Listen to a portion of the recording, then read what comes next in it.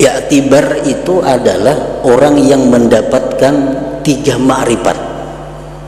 Ma'rifat pertama misalnya yang kekal lebih utama dipentingkan. Ma'rifat yang kedua, akhirat lebih kekal dari dunia. Ma'rifat yang ketiga, akhirat lebih utama dipentingkan dari dunia.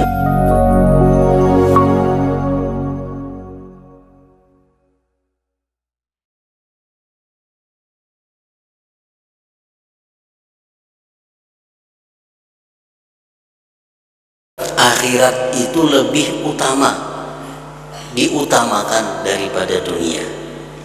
Ada 2 cara. Pertama, bahwa ia mendengar dari orang lain bahwa akhirat itu lebih utama untuk diutamakan daripada dunia.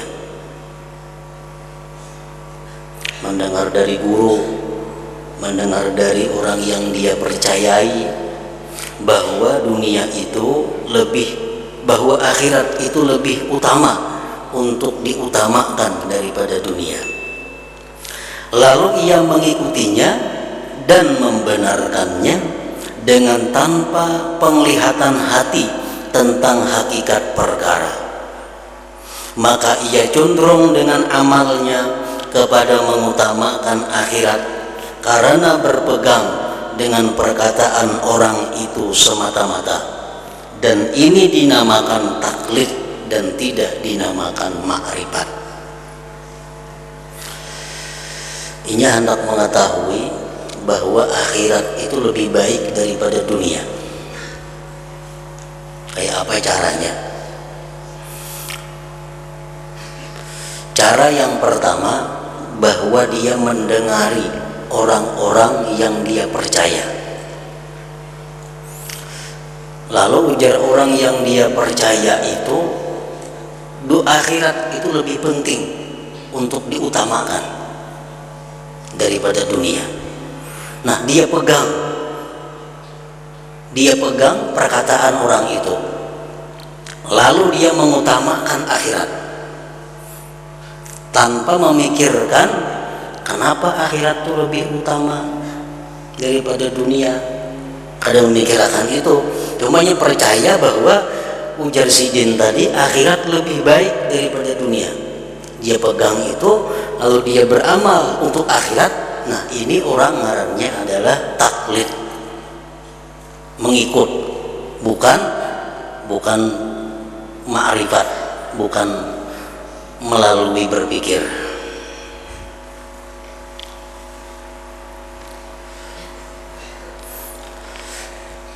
Contoh lain misalnya, inya hendak mengetahui adanya Allah. Allah itu ada apa kadada? Ada 2 jalan untuk mengetahui keberadaannya Allah. Jalan pertama, dia mendengar dari orang yang dia percaya bahwa Allah itu ada. Dia pegang bahwa Allah itu ada. Sedikit pun inya kada ragu, walaupun badannya dicancang lawan pedang, tetap inya kada ragu bahwa Allah itu ada, karena dia mendengar dari orang yang dia percaya. Nah, ini ngarannya taklid, bukan ma'rifat. Karena kada melalui proses pikir, semata-mata hanya mendengar keterangan dari orang yang dia percaya. Nah, itu jalan pertama, jalan taklid. Nah, untuk urusan-urusan yang sifatnya i'tikad, untuk urusan-urusan yang sifatnya dengan ketuhanan, taklid ini diperselisihkan oleh ulama. Ada yang mengatakan bahwa dia beriman tapi fasik karena meninggalkan berpikir. Ada yang mengatakan belum beriman kalau dia belum berpikir, belum beriman kalau dia semata-mata hanya mengandalkan taklid mengikut perkataan orang yang dia percayai itu. Apakah Allah itu ada? Ada. Kan kayak kenapa orang mengatakan Allah itu ada? Aku ujar guruku Allah itu ada. Jadi aku yakin, percaya Allah itu ada. Nah, orang seperti ini kalau macam itu halnya, beriman atau kada? Menurut pendapat ulama sebagian mengatakan ini orang beriman tapi dia berdosa karena meninggalkan berpikir. Ada yang mengatakan orang seperti ini belum beriman karena dia belum menggunakan fikir untuk menetapkan Allah itu ada. Nah, jadi cara pertama taklid tadi.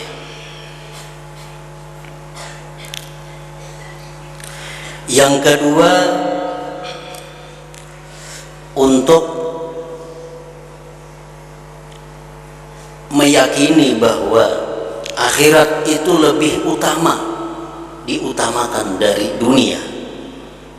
Caranya bahwa ia mengerti bahwa yang lebih kekal itu lebih utama untuk diutamakan. Nya paham bahwa sesuatu yang kekal itu lebih utama untuk diutamakan. Sesuatu yang kekal itu lebih utama untuk dipentingkan.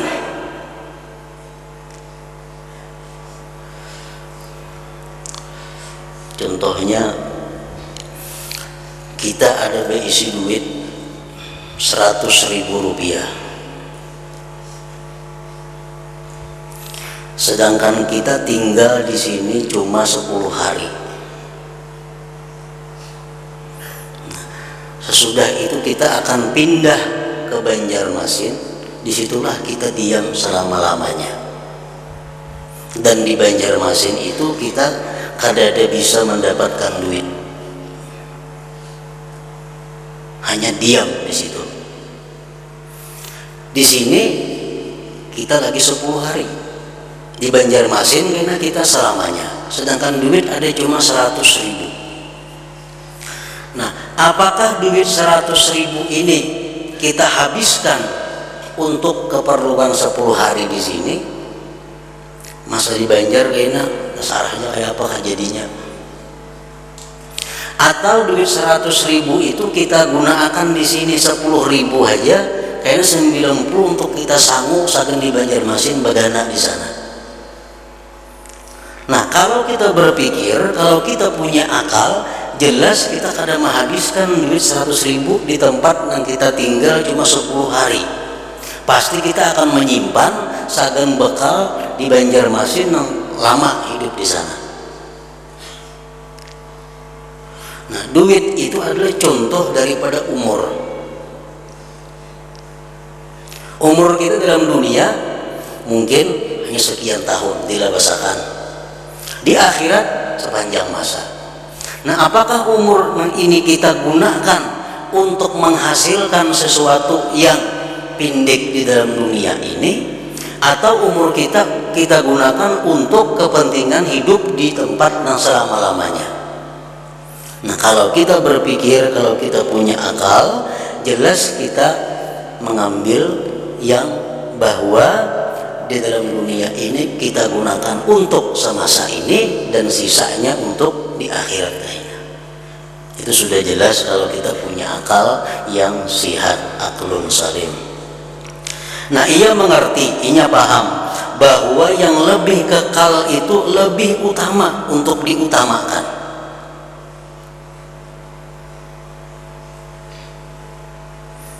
Itu cukup melalui akal kita memaham. Kemudian ia mengetahui bahwa akhirat itu lebih kekal. Nah, ia mengetahui bahwa akhirat itu lebih kekal daripada dunia. Di mana tahunya akhirat itu lebih kekal? Itu kadang-kadang di akal kita mengetahuinya. Mengetahui bahwa akhirat itu lebih kekal daripada dunia, itu mengetahui daripada penyampaian-penyampaian para rasul yang mustahil mereka itu berdusta.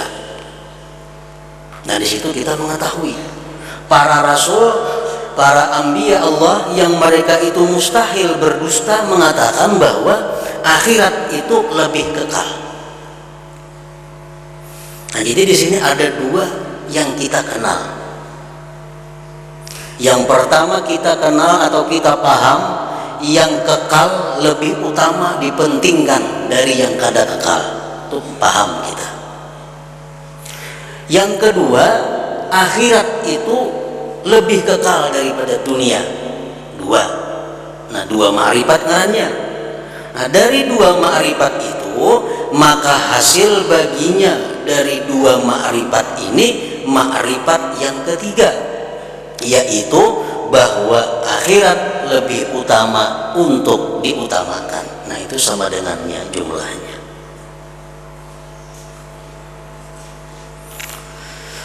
Jadi hanya dapat kita menyimpulkan bahwa akhirat itu lebih utama daripada dunia itu melalui dua ilmu. Pertama, ilmu bahwa yang kekal lebih baik. Ilmu yang kedua, akhirat lebih kekal. Lalu hasil sama dengan akhirat lebih diutamakan daripada dunia. Nah, dan tidak mungkin untuk meyakinkan, mengetahui bahwa akhirat itu lebih utama untuk diutamakan kecuali dengan dua ma'rifat yang terdahulu. Ma'rifat yang pertama, kekal lebih baik dari yang kada kekal. Ma'rifat yang kedua, akhirat lebih kekal dari dunia. Nah, ma'rifat yang ketiga, bahwa akhirat lebih utama untuk diutamakan daripada dunia. Nah, itulah ngarannya adalah pikir.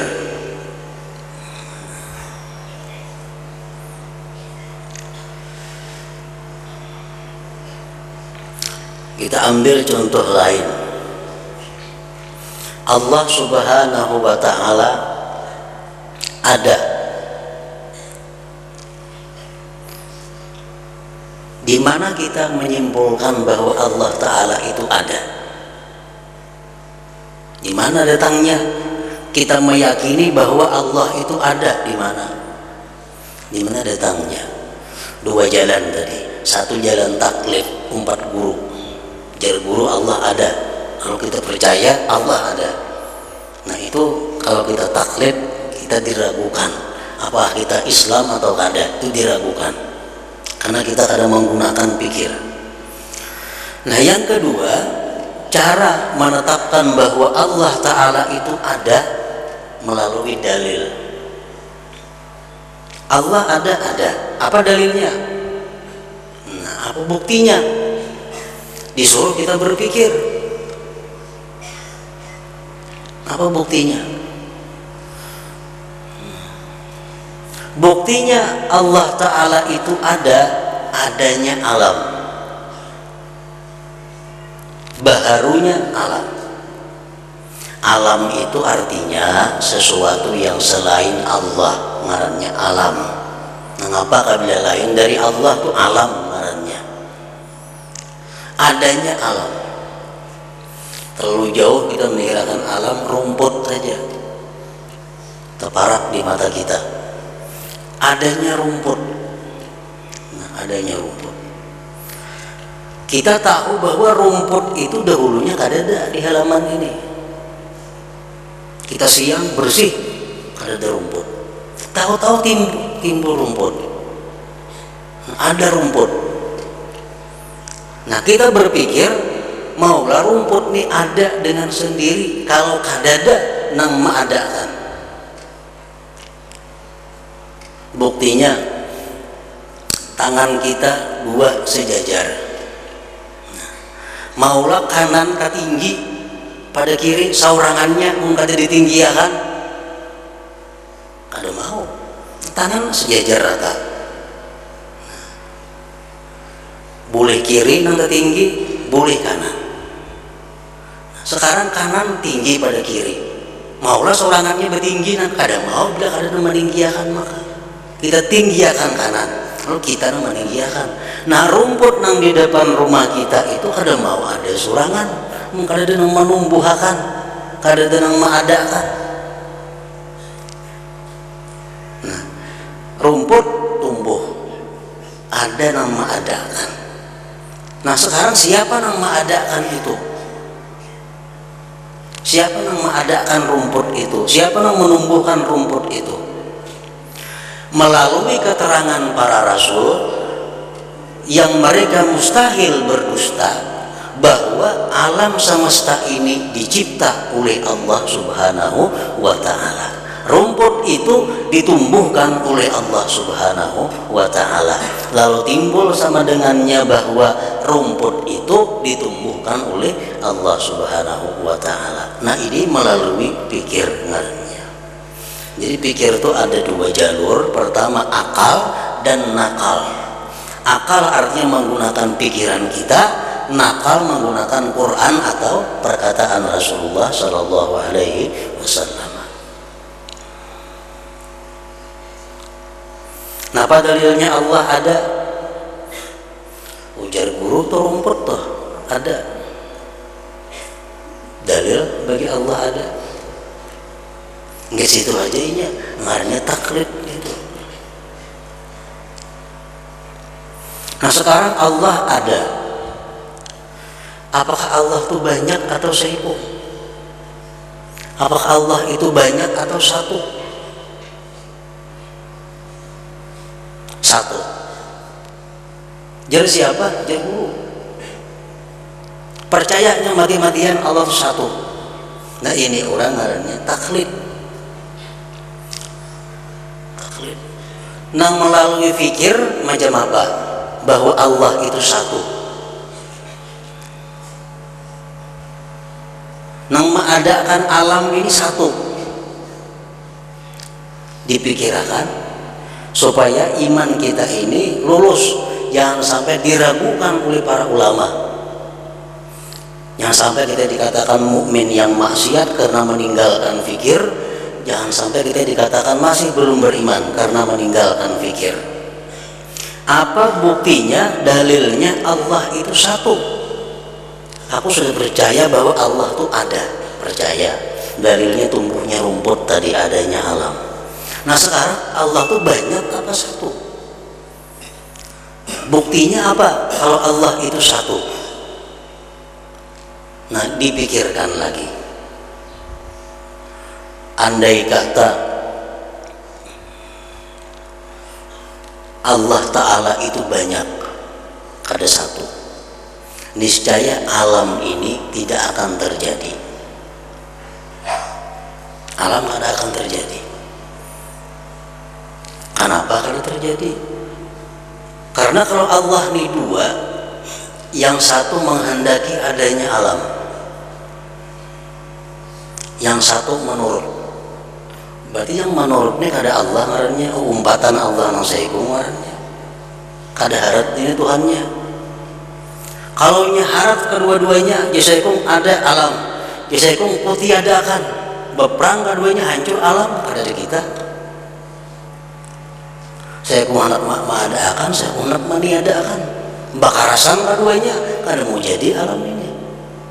Nah sekarang alam ini ada dengan teratur, malam siang datang tepat waktunya, matahari berputar tepat waktunya, menunjukkan hanya satu yang tukang atur itu. Siapa yang satu itu? Menurut para rasul, menurut manusia-manusia yang mustahil berdusta mengatakan yang satu itu adalah namanya Allah Subhanahu wa ta'ala. Nah itu artinya melalui pikir. Bila kita melalui pikir itu, iman kita sahih, dikatakan benar.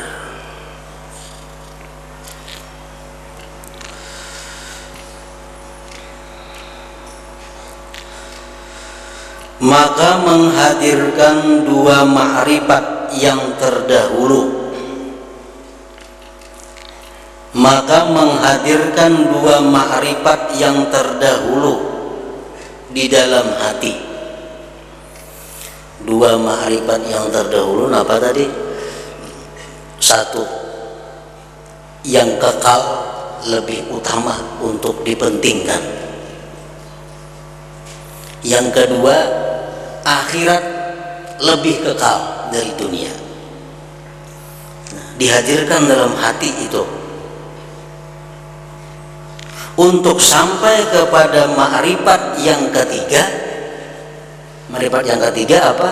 Akhirat lebih utama dipentingkan dari dunia. Nah, itu yang ketiga. Dinamakan tafakkur ngarannya. Nah, kita mau ulah-ulah pikir kita. Yang kekal jelas lebih baik daripada yang hancur. Akhirat itu jar nabi-nabi mengatakan kekal. Nah, berarti akhirat itu lebih baik daripada dunia. Nah, kita mau mikir-mikirkan macam itu, ngarannya tafakkur itu. Rumput dulunya ada, sekarang ada. Berarti rumputnya ada yang menumbuhkan, nggak ada mau tumbuh sendirinya. Pasti ada yang menumbuhkan.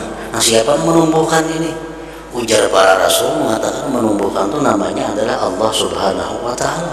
Nah, jadi rumput itu yang menumbuhkan adalah Allah Subhanahu wa Ta'ala. Nah, kalau kita mengulah-ulah macam itu, ngarannya tafakkur. Nang pahalanya lebih besar daripada beribadah bertahun-tahun.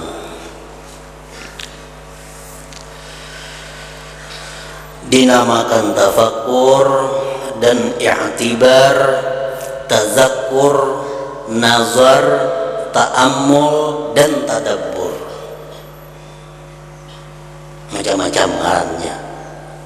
Kesemuanya itu ada disebut di dalam Al-Quran.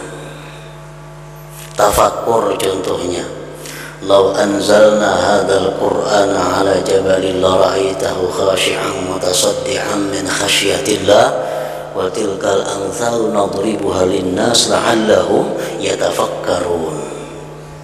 Nah, itu tafakkur. Andai kata kami turunkan ujar Tuhan itu Al-Quran atas gunung. Andai kata gunung itu diberi roh, diturunkan Al-Quran lawan gunung, niscaya engkau lihat gunung itu tunduk taat dan dia pecah karena takut kepada Allah. Itu contoh kami jadikan ya Tuhan agar manusia itu bisa berpikir. Berpikir apa? Berpikir bahwa hati manusia itu lebih keras daripada gunung. Manusia disampaikan Al-Quran, disampaikan oleh para nabi, diperlihatkan mukjizat, tetap mereka akan beriman. Nah, andai kata gunung yang terdiri dari batu-batuan itu punya roh, diberi Al-Quran, niscaya mereka pecah takut kepada Allah Subhanahu wa Ta'ala. Nah, itulah la'allahum yatafakkarun, tafakkur. Dan i'tibar, iya juga ngarannya i'tibar. Allah Subhanahu wa Ta'ala menceritakan tentang bagaimana pertolongan Allah kepada para sahabat dan nabi. Dengan sedikit orang bisa mengalahkan orang kafir yang begitu kuat dan banyak tentaranya. Dalam beberapa kejadian, orang-orang kafir yang begitu kuat banyak dihadapi oleh nabi dan pasukan yang sedikit orang kafir bukahan. Lalu Allah di ujungnya mengatakan bersabda firman, "Fa'tabiru ya ulil albab." Pikirkanlah hai orang-orang yang berakal. Apakah karena ikam perang itu bisa menang atau karena pertolongan Allah?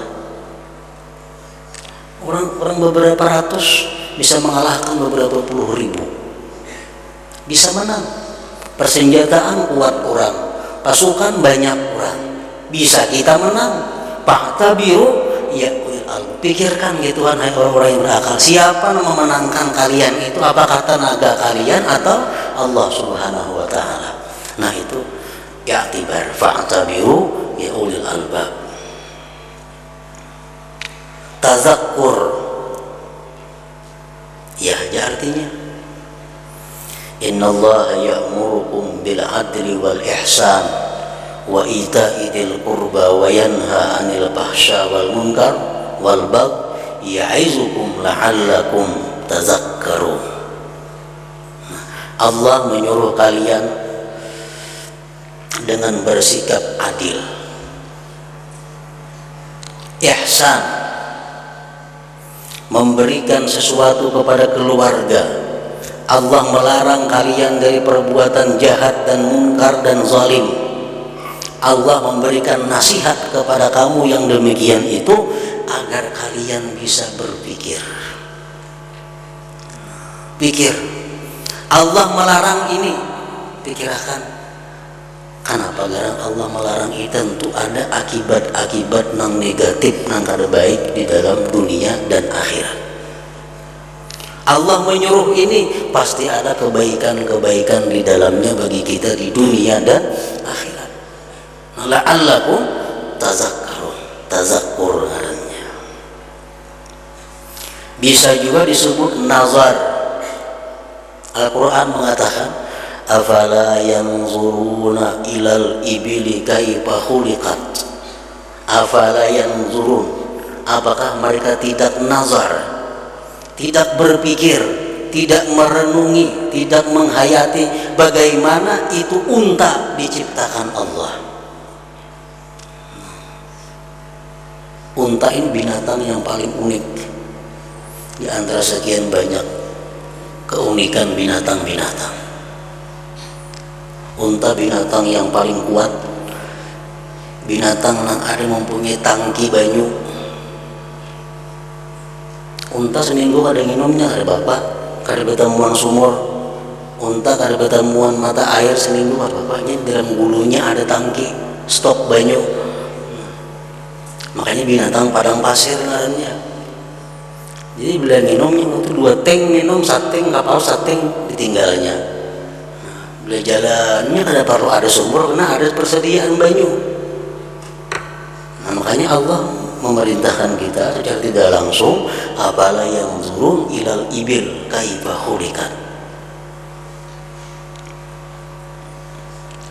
Ta'ammul sama aja juga artinya. Dalam surat Kahfi Allah mengatakan al-malu wal banu zinatul hayatid dunya wal baqiyatus shalihatu khairun 'inda rabbika thawaban wa khairun amala. Amala artinya mayu'ammilul insan. Allah mengatakan bahwa harta, anak, bini, keluarga itu merupakan perhiasan di dunia. Itu perhiasan dunia. Kayak apa aja orang sugihnya, kayaknya, kalau kada berisi anak bini kada baik, kada lengkap. Orang berisi anak bini kada berharta kada baik juga. Al-malu wal banun, harta dan anak itu perhiasan dunia. Lalu sambungannya wal baqiyatus salihatu, sedangkan baqiyatus salihat itu lebih baik pahalanya di sisi Tuhan engkau, dan lebih baik itu yang dipikirkan oleh engkau. Sahabat bertanya, wahai Rasulullah, apa yang dimaksud dengan al-baqiyatus salihat? Ujar Nabi, al-baqiyatus salihat itu ialah subhanallah walhamdulillah wa la ilaha illallah wallahu akbar wa la hawla wa la quwwata illa billah. Nah itu baqiyatus salihat. Lebih baik kita memperbanyak membaca itu, menghayati itu, daripada mengurus atau mencari harta dan mengurus keluarga anak buah itu.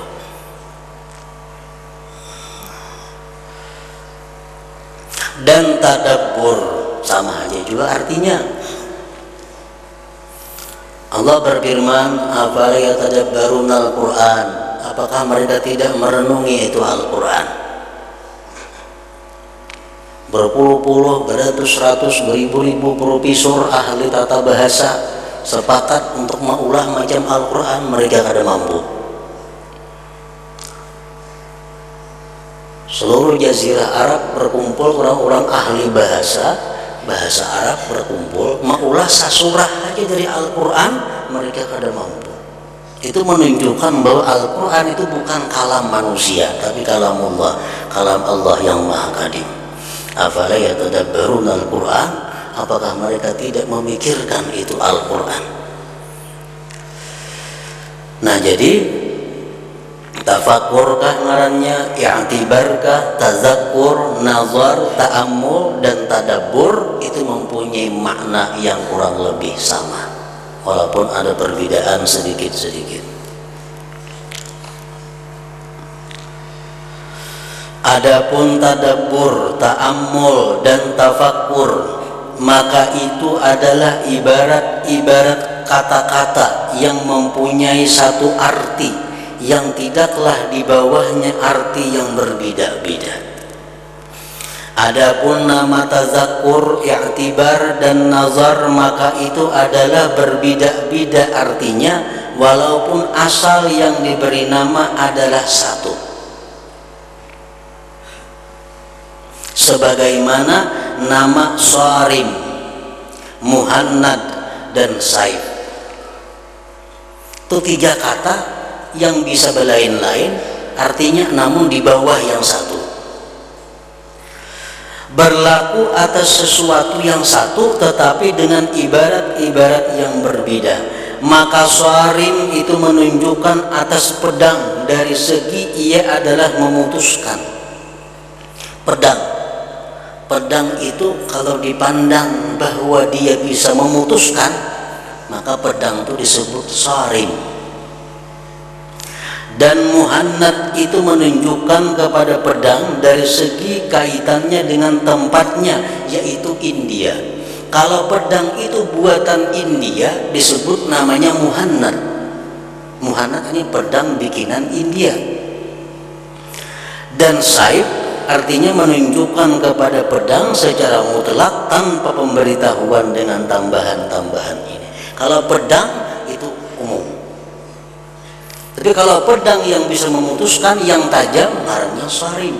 Kalau pedang itu olahan India, ngarannya Muhannad. Sama-sama pada pedang.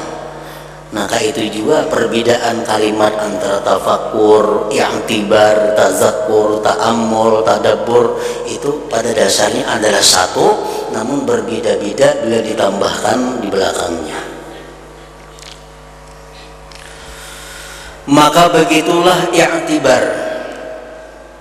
Itu berarti kepada menghadirkan dua ma'rifat dari segi bahwa ia melalui dari dua ma'rifat itu kepada ma'rifat yang ketiga. I'tibar itu adalah orang yang mendapatkan tiga ma'rifat. Ma'rifat pertama misalnya yang kekal lebih utama dipentingkan. Ma'rifat yang kedua, akhirat lebih kekal dari dunia. Ma'rifat yang ketiga, akhirat lebih utama dipentingkan dari dunia. Nah, permainan seperti itu ngarannya adalah i'tibar. Kalau melalui itu tidak terjadi dan tidak mungkin selain berhenti atas dua ma'rifat, maka disebut tazakkur, tidak nama i'tibar.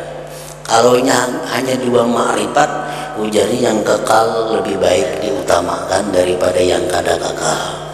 Akhirat lebih kekal. Cuma ingat dua itu aja. Nah, itu ngarannya tazakkur, bukan i'tibar. Adapun nazar dan tafakkur, maka jatuh atasnya dari segi bahwa padanya mencari ma'rifat yang ketiga. Nah, tafakkur dan nazar ini maulah-ulah pikir supaya dapat kesimpulan. Pikir akan sekalinya nang kekal lebih baik. Pikir akan pulang bahwa akhirat lebih kekal. Nah, itu ngarannya adalah tafakkur atau nazar. Maka barang siapa tidak mencari ma'rifat yang ketiga, maka tidak dinamakan nazir. Maka setiap orang yang berpikir mutafakir ngarannya, maka ia adalah mutazakir. Dan tidaklah setiap orang yang bertazakkur mutazakir adalah orang yang berpikir mutafakir. Ini pembahasan bahasa Arabnya. Faidah tazakkur adalah mengulang-ulangi semua ma'rifat atas hati supaya kukuh dan tidak terhapus dari hati. Itu gunanya tazakkur. Tazakkur itu mengulang-ulang. Yang kekal lebih baik diutamakan, akhirat lebih kekal, diulang-ulangi dalam hati. Itu marahnya adalah tazakkur. Dan faidah tafakkur adalah memperbanyak ilmu dan menarik makrifat yang belum berhasil. Nah, maka inilah perbedaan antara tazakkur dan tafakkur. Makrifat-makrifat apabila berkumpul dalam hati dan bercampur dari yang demikian, maka membuahkan makrifat yang lain. Maka makrifat adalah buah makrifat. Apabila berhasil makrifat yang lain dan bercampur dengan makrifat yang lain, maka hasil dari yang demikian buah yang lain. Makrifat yang satu digabung dengan makrifat yang kedua, timbul makrifat yang ketiga. Begitulah terus menerus buah hasil, terus menerus ilmu-ilmu, dan terus menerus pikir sampai tidak ada kesudahan. Kalau kita mau berpikir, ada kesudahannya, dan hanya sehingga tertutup jalan tambahan makrifat-makrifat dengan kematian atau dengan halangan-halangan. Ini adalah bagi orang yang mampu memperkembangkan ilmu-ilmu dan memperoleh petunjuk kepada jalan tafakkur. Adapun kebanyakan manusia, maka sesungguhnya mereka dicegah tambahan ilmu-ilmu karena ketidakadaannya modal, yaitu makrifat-makrifat yang dengannya berbuah ilmu-ilmu. Seperti orang yang tidak mempunyai barang perniagaan, maka ia tidak mampu memperoleh laba. Nah, manusia itu kadang-kadang ada bahan untuk tafakkur. Makrifat yang pertama kada ada beisi, makrifat yang kedua kada ada beisi, kayak apa menghasilkan makrifat yang ketiga kada kawa. Bahan-bahan untuk nang ditafakkurkan tuh kada beisi. Kenapa kada beisi? Satu sebabnya karena kadang mau belajar, yang kedua karena kadang mau menggunakan pikir kepada hal itu. Sama orang seperti orang yang tidak mempunyai barang perniagaan, makanya tidak mampu memperoleh laba. Toko ada yang dijual, ada. Dan kadang-kadang ia memiliki barang perniagaan, tetapi ia tidak pandai pekerjaan berdagang, maka ia tidak memperoleh laba sedikit pun. Toko ada, dagangannya ada, warisan, mengelola kada bisa dapat untung juga. Nah, orangnya pintar, cuma ini kadang mau menggunakan kepintarannya ke situ, kadang mau juga dapat tafakkur tadi. Maka begitulah kadang-kadang bersamanya makrifat, maka begitu pula kadang-kadang bersamanya makrifat yang menjadi modal ilmu-ilmu, tetapi ia tidak pandai menggunakannya, menyusunnya, dan menjatuhkan percampuran yang membawa kepada hasil padanya.